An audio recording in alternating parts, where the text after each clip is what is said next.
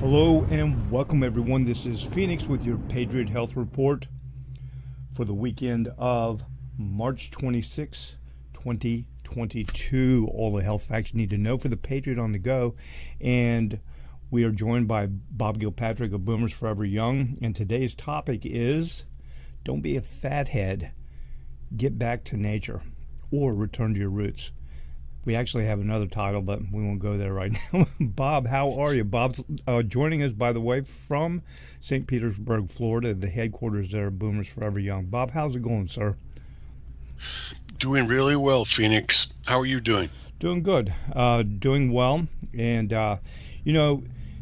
everyone's like, what? What's that title? If you clicked on this wondering what this is about, it's actually very appropriate because the true topic we're talking about is exactly that, but brain inflammation and some studies that were done and have been published about the pandemic and the effects on people, and also how to remedy a lot of things by literally returning to your roots in nature and a few other techniques. Bob's got a lot of information.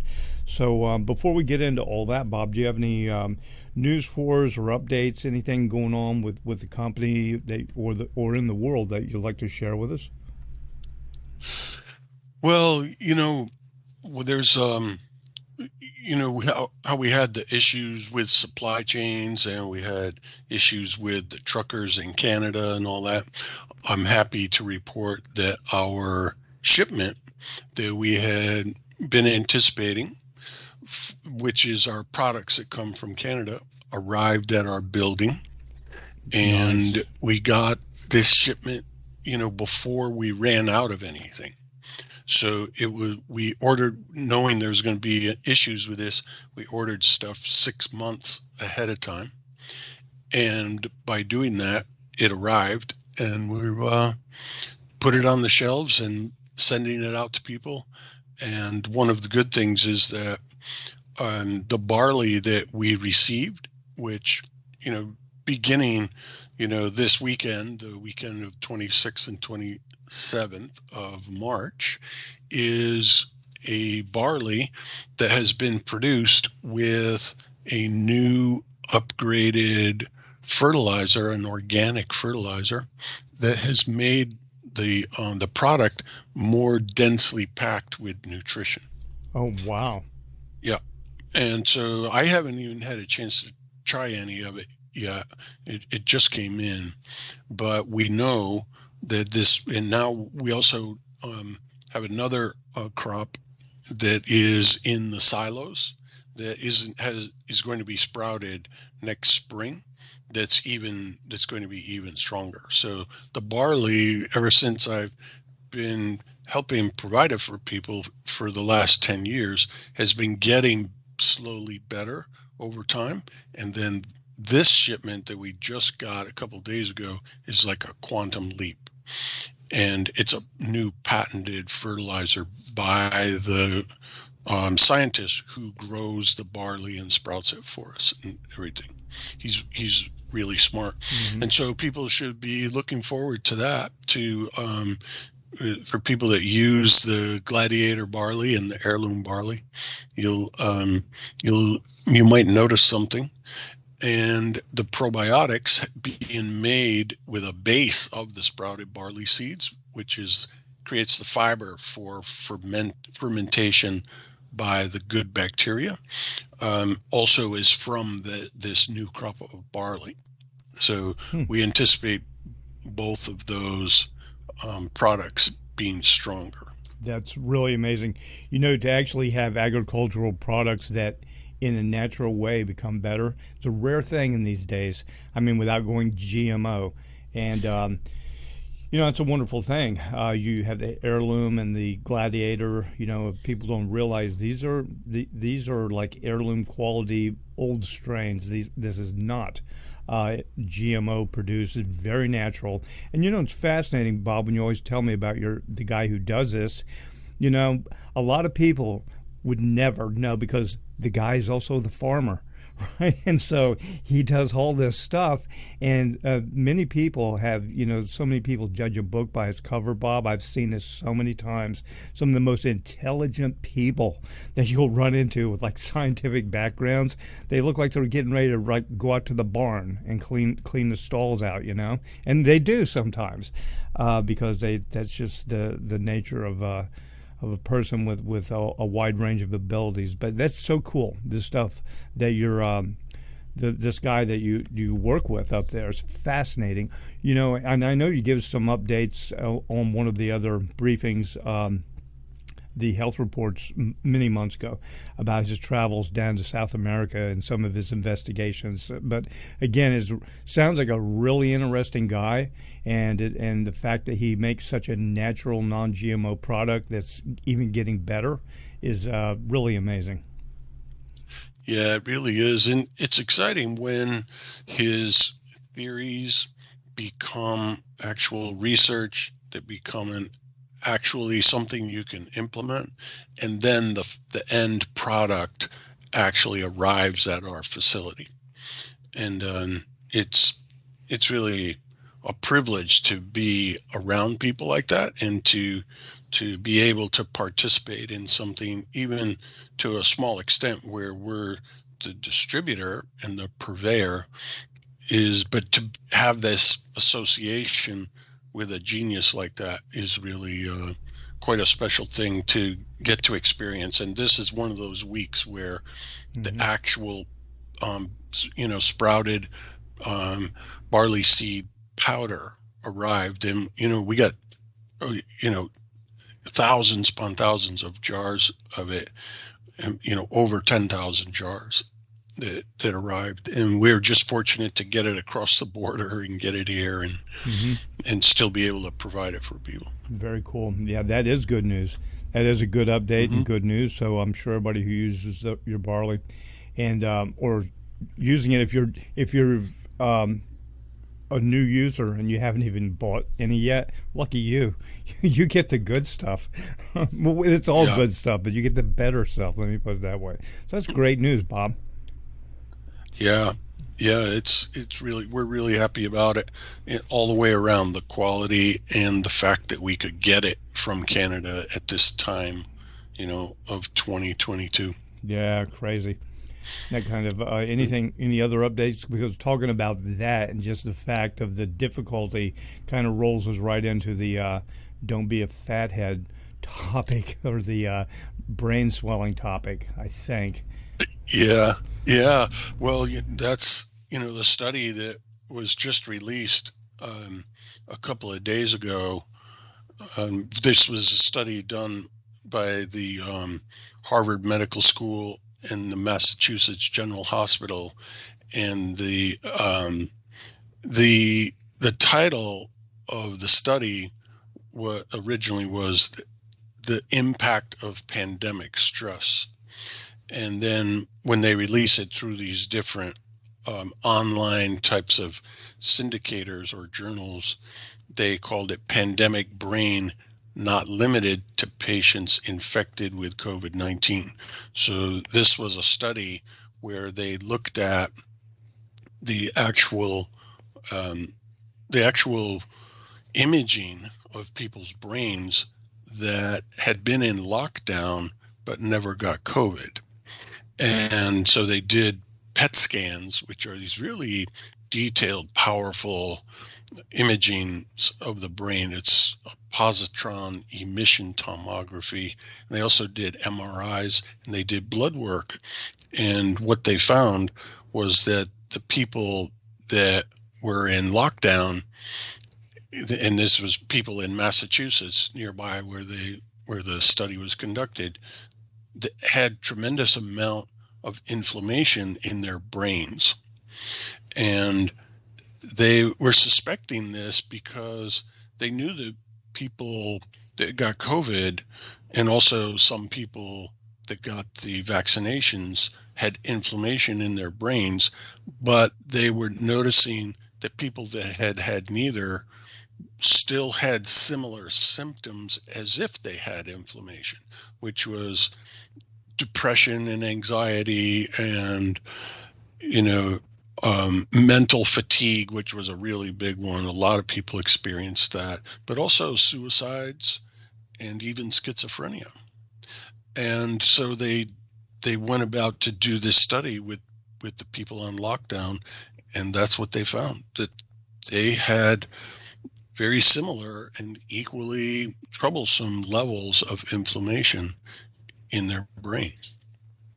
And this was, a lockdown effect. And they were very excited to do the study because there was little evidence or very few studies in the past that looked at different types of mental illness and tried to correlate it with inflammation in the brain. Instead, studies would look at people's social situations, childhood trauma, and other things to try to create cause and effect. But it's turning out that it looks like inflammation could be actually the main cause of these things. Now, how would you get inflammation? By being in lockdown? Well, how many people have ever been in lockdown before in their life in this day and age? Very true. Very true. Very few. Very few. Even during World War II, you weren't in lockdown. Right? Oh, yeah. People were out doing work. As a matter of fact, more people were out because prior to World War II, the stay-at-home moms were doing their thing because that's the way it was then. But when the men took off and went to the front and all over the world, those jobs had to be filled by the women. And so there was actually more activity during World War II. Yeah, the women actually were healthier mentally in a certain way, right? And then when the men came back home and, the women were no longer needed to do that type of work, that's when they created Valium, right? Really? I did not know that. Because the women wanted to go back out and work and they were missing. I could see that because they got very social. They were out there. They felt needed. They were needed. Not just felt needed. They were needed. It wasn't for them. The war effort and everyone else. Because it wasn't just the women. There were many disabled men who also were called into, if you will, service to do things for the war effort, in the different factories. So it was men and women, but primarily women. Women filled the factories in this nation. Yeah. And you saw, like, after the war was over and the women became housewives again, that's when a lot of inventions occurred to make their life easier. Kitchen appliances, and also a lot of propaganda and new developments of food that were very satisfying. And then if you looked at the advertisements from that period, it was all targeted towards women. And then if you buy this type of food and put this type of log cabin syrup over it, your man is going to really love you. And that's how they marketed things for a long period of time. You need to do this so your man will love you. Exactly. Instead of highlighting the product itself, like, Bob's Great Biscuits are the best tasting and the fluffiest in the world. It was like, if you serve Bob's Biscuits to your man and your family, your children and husband will love you forever. Really, Fifth Avenue and in New York, where the advertising agencies were, these guys were brilliant. These guys were brilliant in psychological, literally, like you said, psychological manipulation by pulling the heartstrings and desires. That's a whole topic on its own. That used to be a pet peeve of mine because it's still in effect big time, big time. I mean, you have people out there buying Hmm. shoes, sneakers that were like, they cost $5 to produce in some Asian country, and they pay hundreds of dollars for them because if you wear these, you're the coolest. It's still happening. Yep. Yeah. And so, even with that, with the invention of the new kitchen appliances and bread makers and this and that and that and washers and dryers, all those things, the women still were not adapting very well. And that's when, the when Valium came out, and that was the Rolling Stones song Mother's Little Helper, Oh right? yeah, exactly. Yeah. And his Mother's Little Helper, was the little yellow pill. And so that was that was the story about how this interrelates. But the fact is that inflammation in the brain and stress causing this inflammation is something that you can do something about, right? So we know in general inflammation is caused by numerous different things, but in this case with stress, your hormones go out of balance and you secrete too much cortisol at the wrong time of the day, and it's a cascade effect that creates inflammation. And lockdown is definitely a high stress thing. No one ever experienced it. No one knew how long it was going to last. People didn't know if they were going to lose their jobs, if they were going to get sick and die, and like that. And so, Well, also add in there the complexities of the hype that were going out there. You literally had people, Bob, who thought that if they got in contact with someone who had this alleged, COVID-19, I'm not saying it's alleged, it's out there, but they literally thought they could die. And you had people terrified to the point that they were doing socially unacceptable things and things they never would do, like verbally and sometimes physically attacking people because they were terrified that they would die. So you talk about that in addition with all this, adding to the stress. And there were a lot of people like that who literally thought you would have thought it was like some deadly military grade biological agent in the environment. Seriously, people were terrified. yeah, yeah, and extremely traumatized. And they talk about how these traumas are can become encoded memories that can actually last a lifetime. And so just because the lockdown is over doesn't mean your brain has gone back to the way it was, Oh, right? real quick before you go on, that reminds me of something real quick because it relates to what you just said. I saw a Hmm. study that they were estimating the percentage of people who, after all of this happened, would wear a mask for the rest of their life.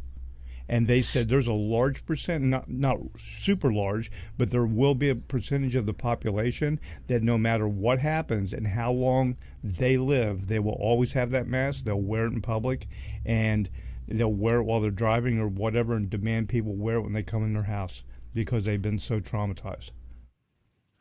Yeah, and I think that you know there's a few things that people can do to release a lot of that trauma, and we'll talk about those in a little bit.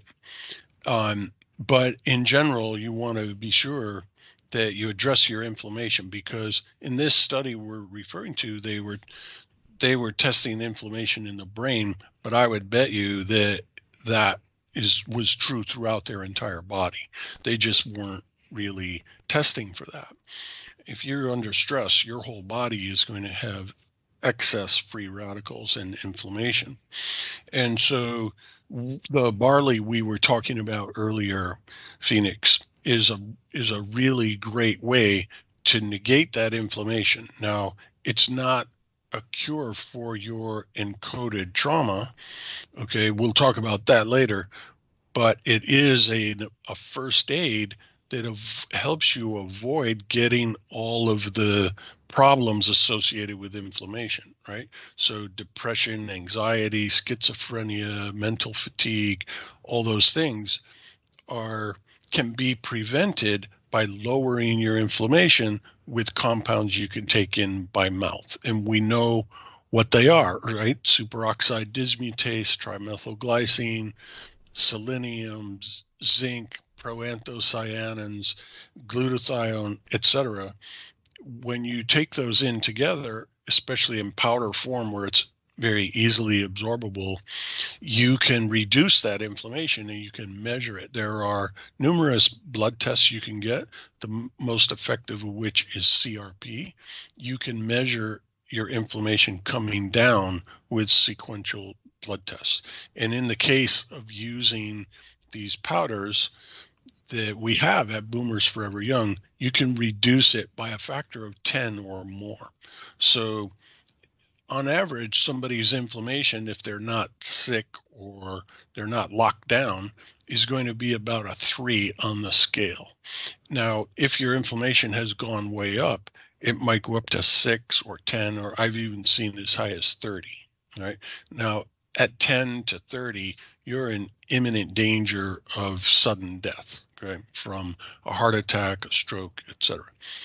And so, but using the right compounds, you can bring that back down not only to the level of 3, which is the average person, but you can bring it down 10 times more than that. So you can bring your inflammation down below 0.5 to 0.3, 0.2. The last time we measured Larry's inflammation, who's my co-founder and business partner at Boomers Forever Young, his had come down to 0.27. And we have some people where it's come down below 0.1. Wow, that's great. So this is the immediate thing people should do first, and you can get what's called the dynamic combo or a total health system, and that will do it for you. Right. Excellent. Yeah, yep. So this is the part, again, if you didn't catch it, everyone, the inflammation to the brain, the fathead part. It's interesting, Bob. You said they didn't test the rest of the body, and you've told us so many times before, and I was just talking about this with somebody about how you had said that inflammation is a basic root cause for almost every illness and disease out there. It starts with excess inflammation. So this is a really important topic, everyone. You know what, Bob? I'm wondering too, since they measured so much inflammation in the brain with everybody over this this traumatic event, actually, do you think we're going to see a big increase in the coming months and years of even more illness in a lot of people? Yeah, yes, I do, and I think the reason is that not that many people are educated about what's going on. So most people probably don't realize, if they were in lockdown, that their brain is inflamed, and they don't realize that there are things that you can immediately do about it to reduce your inflammation.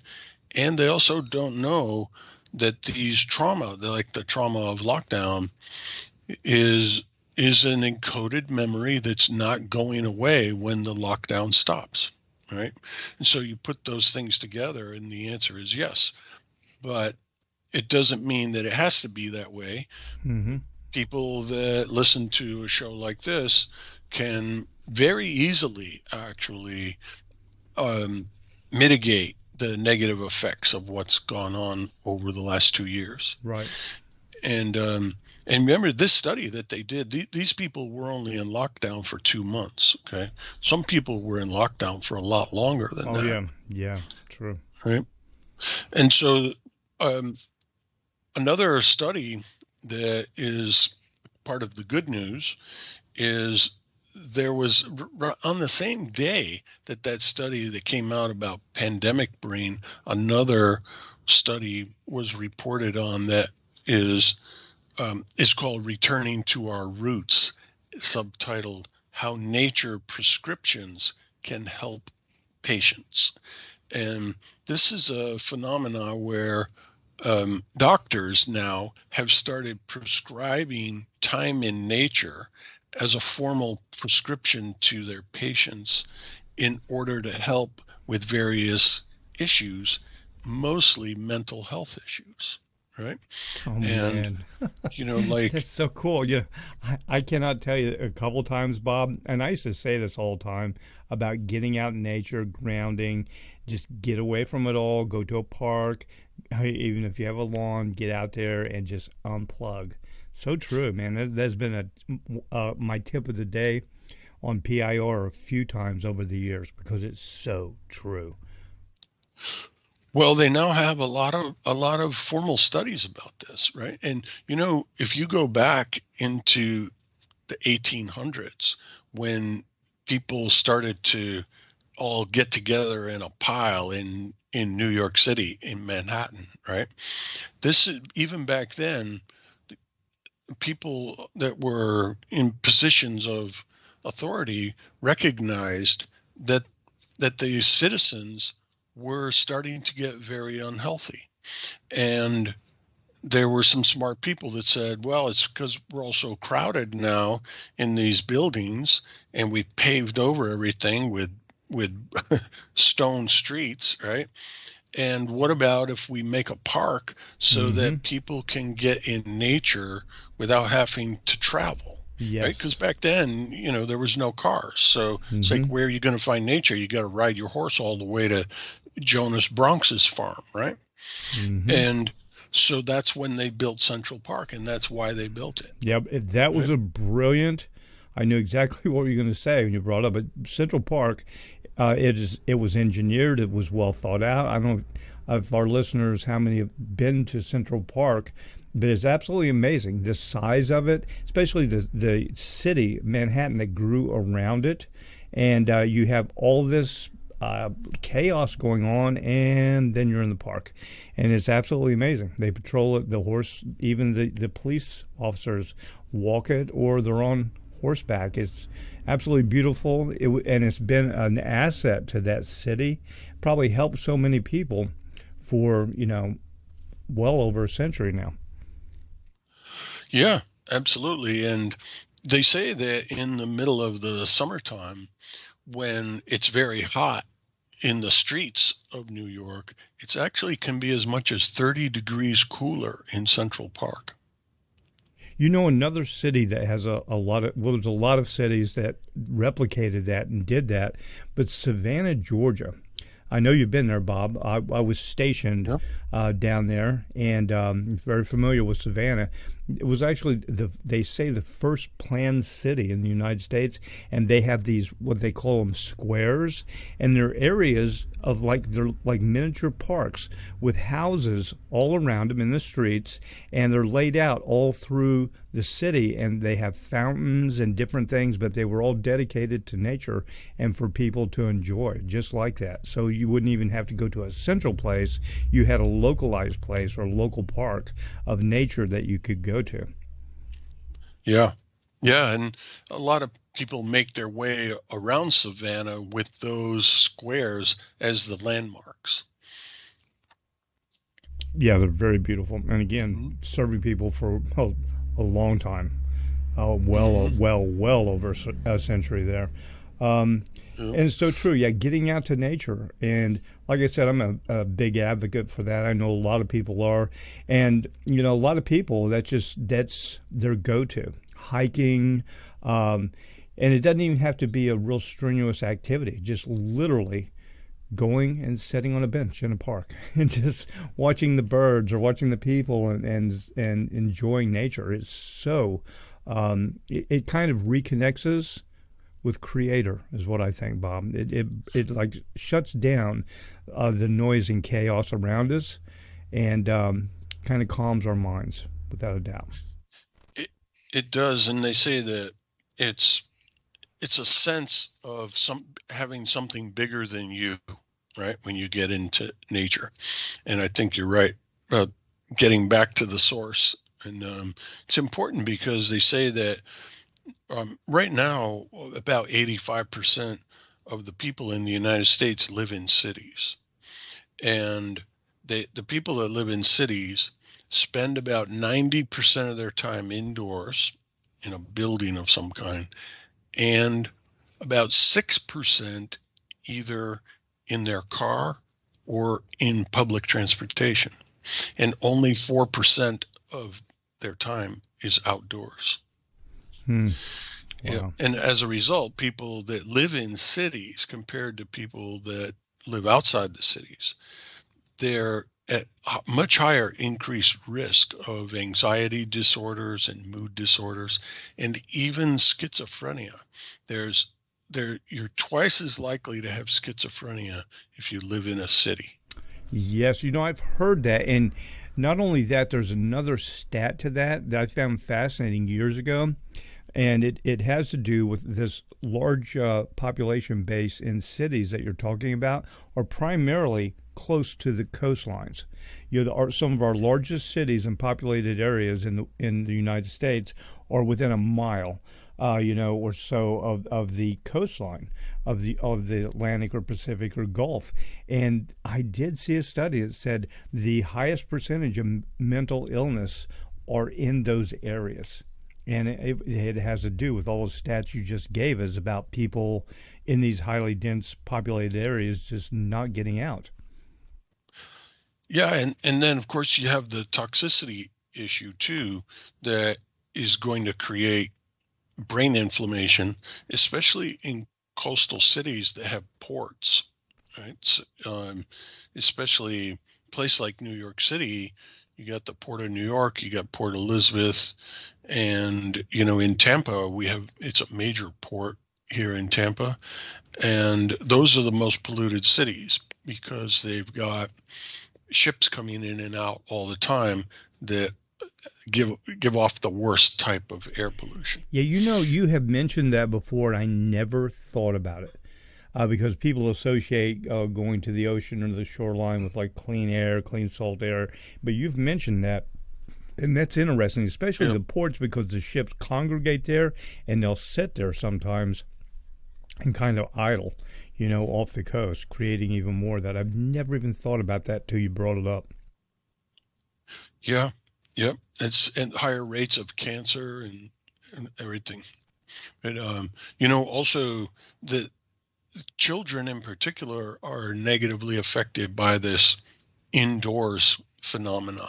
And a lot of the childhood obesity is from that. Kids staying inside and playing video games and not getting exercise, not getting out and about in nature. And it's something that a lot of the researchers are saying is causing a lot of the attention deficit disorder and the hyperactivity disorder, and also depression and anxiety and increased suicides, and as the kids get older, drug addiction and like that. And so pediatricians now who are on this bandwagon of nature prescriptions are writing out prescriptions for children, in conjunction with their parents to get them out into nature. Oh my God! When I was a kid, you didn't have to give me a prescription for that. Man, we were like, sun is up, eat breakfast, out the door, be back for lunch. Like, I will. I mean, man, you couldn't keep us inside. Yeah, I know. That was me too. And then, by the time I was 14, I was working on a farm. In the summertime, we worked full time on the farm, so we were outside all day long. Then when we came home to play baseball afterwards, it wasn't in a dome stadium, that's for sure. Oh yeah. Well, I tell you what, when we went swimming, I mean, it was occasionally at the pool, but usually not. Man, it was a trip with the bicycles, and it involved like dirt roads and quarries and old ponds and everything else. So yeah, lakes and ponds. I grew up on Seneca Lake. Oh yeah, lakes and ponds. Oh my goodness. That's the scourge of this nation and the world right now, that our children and the youth are, just, oh man, it's hard to explain and see it happen. I'm always, it makes my day when I see kids out with bouncing a basketball, going to shoot hoops, or with a fishing rod, going somewhere. Because I see more of that because I'm not in one of those highly populated areas. But still, it just makes me feel good because, man, it really is a problem. And a lot of parents, they're busy doing things, and they actually really don't mind when their kids inside as long as they're quiet. Playing a video game or talking to their friends online or watching TV, and it's really not healthy for our children at all or society as a whole. Yeah, yeah, and there's real measurable benefits from being out in nature. And they when the people get these prescriptions, what they find is that their heart rate actually comes down along with their blood pressure, and it also reduces their cortisol levels, which is you know what's causing a lot of the inflammation from being inside, right? And the Japanese have these prescriptions for people, and it's almost like a cultural phenomena where they go for walks in the forest. And they've kept statistics in Japan too about the positive benefits of being in nature. Mm-hmm. And this is a good this is another thing that people can do now here in March of 2022, having gone through the whole COVID thing with the lockdowns, and some people actually got sick and other people got sick from the vaccinations. This is another thing that people can make a commitment to begin to do, is schedule time out in nature. And the doctors that are prescribing this for people, they're taking it very seriously. They're actually writing out a prescription, and they're telling their patient what they want them to do, because they'll interview them. They're like, well, how could you get out into nature more? And they use an example. One lady said, well, there's a hammock. My dad's got a hammock out in the backyard where I live. He's like, okay, you're being prescribed, to be out in that hammock without your cell phone for this number of days a week and this amount of time, and they'll write out the script, and the people take it seriously because Mm-hmm. it's like this implied contract Yeah, with their with doctor. without a cell phone. I'm glad you brought that up because people, it doesn't work Yep. if you're like looking at your phone. You got to disconnect from that stuff and hit the trail. I mean, sure, you can have it turned off in a safe place in your automobile or whatever, but when Bob's talking about this stuff and I'm talking about it, it's not with your flipping through your device as you're walking. I mean, Yeah, really disconnect. yeah. So, I was thinking, Phoenix, why not write a prescription for yourself, right? And what I would do is I would get two chairs and put them side by side. And I would sit in one chair and pretend I was the doctor. And I would imagine myself sitting in the other chair. And I would ask myself questions. How often do you get out in nature? Right? Well, like, what do you do when you go? Do you go for walks in the woods, or, well, not really. I mostly stay in the house all the time. And, well, if you could get out into nature, what would you do? Right? And then I would go sit down in the other chair, look back at the doctor, and give him all the answers, and then say to the doctor, what do you think I should do? Get up, go sit back in the doctor's chair, and tell yourself what to do. And then actually get a piece of paper while you're in the doctor's chair, write out the script, and put it down on the table. Get up, go over, sit down in the other chair, say thank you to the doctor, make a solemn commitment, and a sincere expression of gratitude. Pick up the prescription and say, I can do this. And the next time that I come back to visit with you, what you're going to find is probably just what you suggested, that my heart rate's going to be down, my blood pressure is going to be down, I'm going to be feeling a lot better, my immune system is going to be working better. And I just want to really thank you for giving me this script. I'm turning over a new leaf, and I'm going to spend time in nature. All right. Oh man, So make Bob, your own doctor's visit, Phoenix. Bob, you're killing me. When you're talking about this, I'm envisioning one of our listeners like that's a very good idea. And they sit down, they get two chairs, and they do Yeah. exactly what you just said. But then Yeah. they realize, like their spouse or one of their kids are like looking through the door, like, "What are you doing?" Right. Like, I have brain inflammation. Like, okay.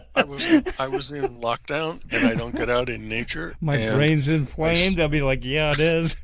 my C-reactive protein is up, and I'm susceptible to depression and anxiety. So I'm having a fake visit with my doctor. Yeah. Oh my God. You want me to schedule a visit for you? Yeah, it's funny, but it's a good idea, and it's we do these things, these techniques, and that's a good technique. Yep. And some of our Yeah. listeners may do that. That's really good idea. They use it. Therapists use it. The people that are NLP practitioners will use that technique. They when they have an issue with a client, they call a parts conflict.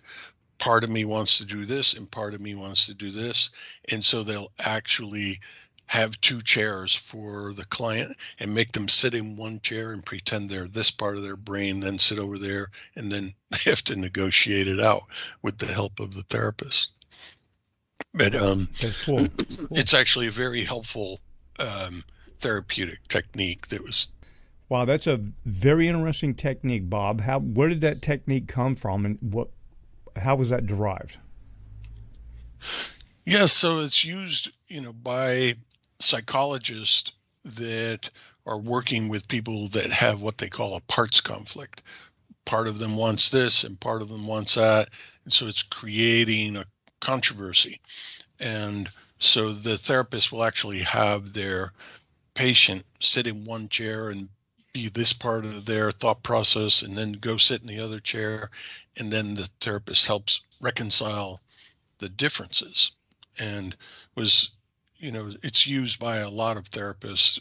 It's a neurolinguistic programming technique. Very cool. Very cool. Yeah, it's Yeah. an interesting thing, and a lot of people can use that for different things, not just the specific topic we're talking about. Yeah. And so the other thing that I wanted to say, Phoenix, is there's more that people can do in addition to get your inflammation down, get out in nature. There's another technique that's becoming very popular, and it's called havening, Havening. And people can look this up. If you just go to havening.org, there's videos about it. But we can explain it today to the point where people can actually use it right now while you're listening to this program, right? And havening is a technique where people will start by rubbing their hands together very gently.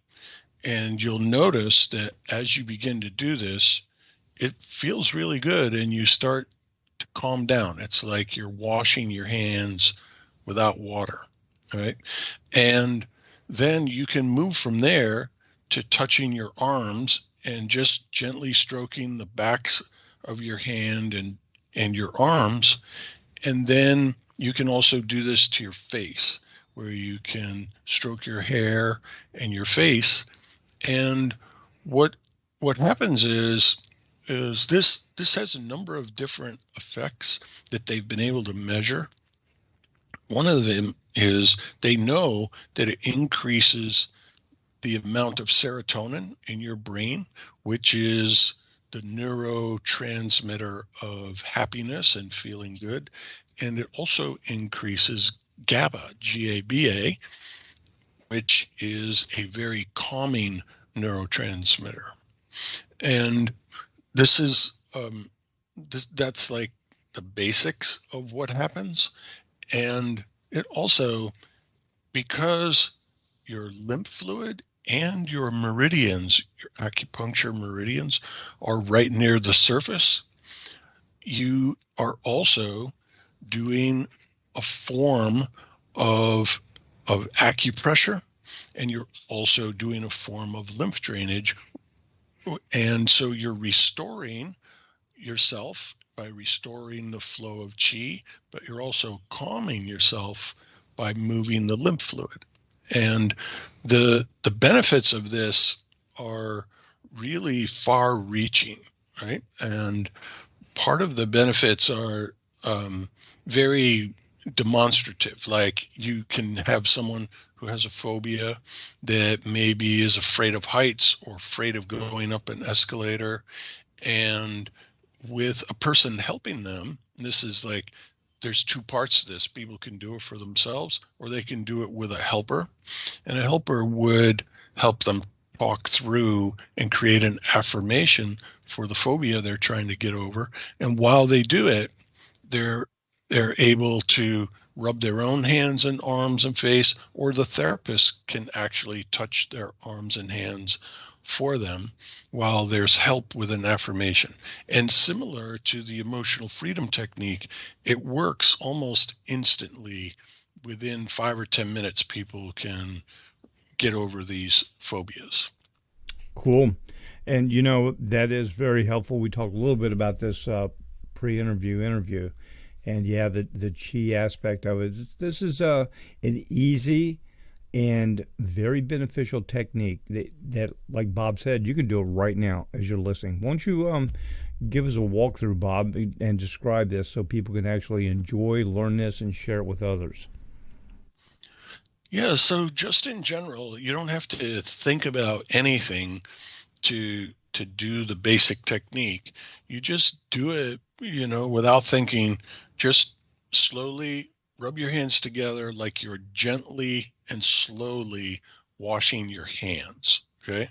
And you can take just your thumb and touch it to the palm of the other hand and gently rub back and forth, and then move from there to where you're going to stroke the back of your hand and move up your arm through your forearms. If you got a short sleeve shirt on, you can do that. You can actually do it with both hands at the same time, where one hand is rubbing the arm of the other, and then cross your arms, bring them all the way up to your shoulders like you're giving yourself a self hug, right? And then move from there to pretending that you're washing your face in the same manner, very slowly and methodically, and you can run your hands through your hair. And that's all you need to do to begin to notice a difference, right? And it's a subtle difference, but it's very helpful in creating a message through touch that things are okay, including me. I am okay, right? And people will associate touch like that, especially from another person, as being very loving. And also, it helps create a sense of being deserving. And it helps you to become a very willing receiver of blessings, right? And this is like a journey. This is your own journey to self-love. And the more you do it, the more your brain chemistry changes, and the more you begin to feel accepted by others, and resilient, and probably most commonly, you start to feel calm. And the reason we're bringing this up today is we're talking about the need for mental health care in the form of getting inflammation down and also getting out in nature. And this is another very easy to implement technique. But Phoenix, it works so well that a lot of scientists really started to investigate this and to figure out why it was actually working.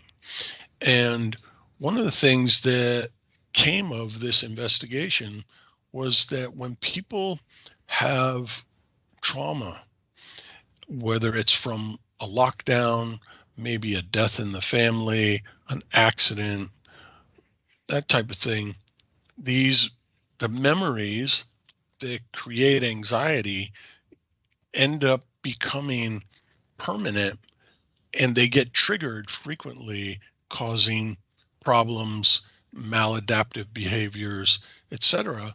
And what they found was the triggering of these memories was highly dependent on some very sophisticated neurochemistry and also brain waves that are electromagnetic in nature.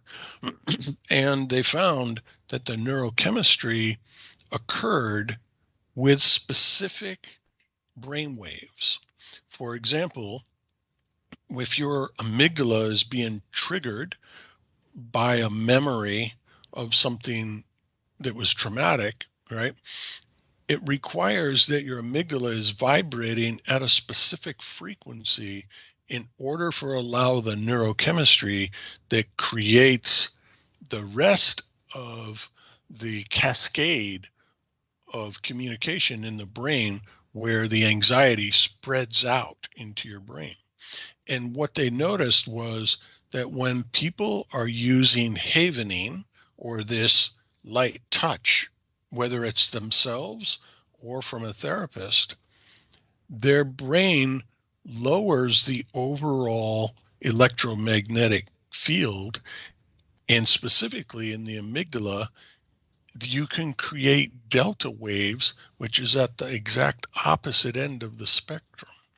And during the presence of delta waves, the neurochemistry cannot happen. And that's why this technique works. You're literally, and so when they do therapy with it, they'll ask somebody to bring up the memory that's been bothering them. And there's an example of a woman whose child was stillborn, and for over a decade, she was in and out of different therapies and medications trying to help her get over this encoded trauma, and nothing was working. But when she started doing havening, immediately she felt better, and it was a permanent fix, because what was being done is she and the therapist were training her brain to replace this high frequency beta wave with a delta wave by touching her skin. And that became the new default. That's Right? interesting. Now, when this delta wave is produced by the havening technique, you said, correct me if I'm wrong, that during the presence of the delta waves that are produced when a person does this, it actually shuts off the ability of the chemical response to produce these negative things. Is that what you Yeah, said? Okay. that's exactly what it is. And they even have it figured out, like right down to the electron, how this works. Wow. And they describe it in these studies with the names of like the different acids and stuff in the brain. They're talking about A-amino 3-hydroxy 5-methyl 4 isoxazalopropionic acid, right? So they know exactly the chemistry in the brain that's occurring and exactly how it's getting blocked with these calcium channels Mm-hmm. when in the presence of delta waves, right? Fascinating. Now, Yep. this is pretty cool because basically, let me do a layman's term here. Bob just described to you how to activate the kill switch or the delete button for fears, phobias, and anxiety. And you can do this yourself or teach someone else. You talk about an asset. Yeah. You just gave It's someone a serious life skill, Bob, that they can share with others. They could literally, going through everything we've talked about this entire almost an hour now, you can literally reverse things, turn them off, and basically change your own mindset and behavior simply. This havening technique. I mean, you've taught us some really cool things before. This is really, really cool. I hope everybody gets this. I mean, this is a big deal.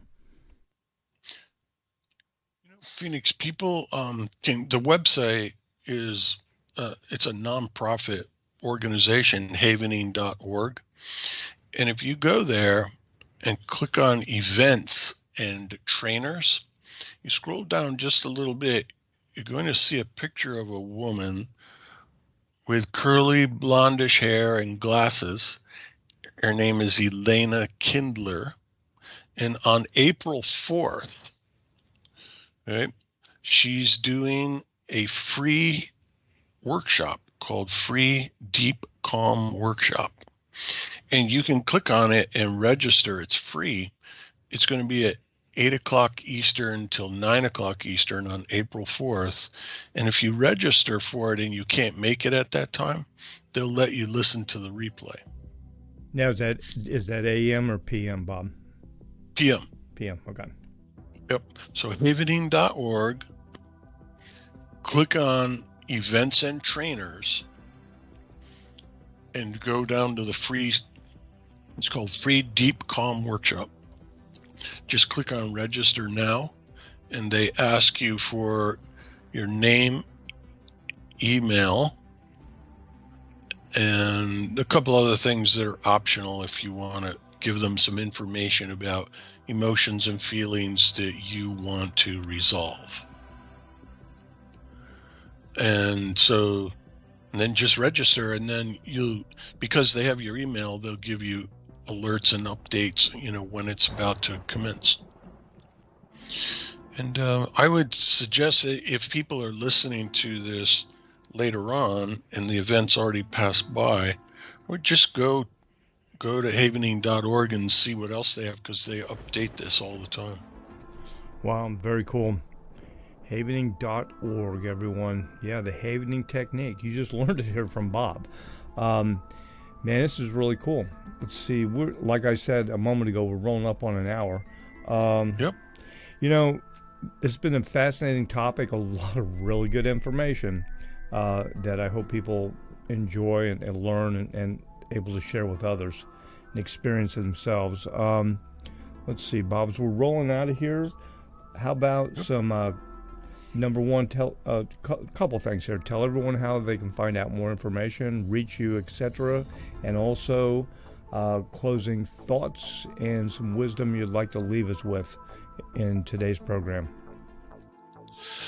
Yeah, sure. So to get in touch with us, you can give us a call at our office. We're here today, and it's Monday to Friday, 9 to 5 type of thing, and you can call and talk to any of us here at the office. And best thing to do is call the 800 number, which is right on the website, and the 800 number is 861-4609. And if you want to find us on the internet and see our website, go to patriotintelreport.com, and you'll notice on the top left of that homepage there's a square that looks like a picture of a lady who's got her arms outstretched, and she looks like she's in a blue lightning storm. We call her the lady in the blue lightning. So if you go to patriotintelreport.com, click on the lady in the blue lightning, you'll land over on our site. The 800 number is right there. You can also access our YouTube channel from there, and also our podcast called Live Forever Young Radio. And we look forward to talking. We've talked to over 1,000 people, Phoenix, that have called from the Patriot Health Report. Oh, wow. And it's always a pleasure when we get people, and people come to visit us too. We're right on Central Avenue in St. Petersburg, Florida, halfway between the beach and downtown, for those of you who are familiar with St. Petersburg. Wow. Okay. Very, very good, Bob. And closing thoughts. We need some wisdom and closing thoughts on all of this. Yeah, and so here we are. It's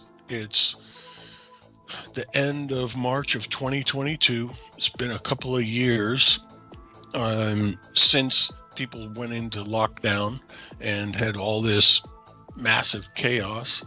And we need to be very honest and aware that whether we think it has or not, these events likely have had a negative effect on us. Inflammation in your brain, permanently, apparently permanently encoded traumatic memories, that type of thing.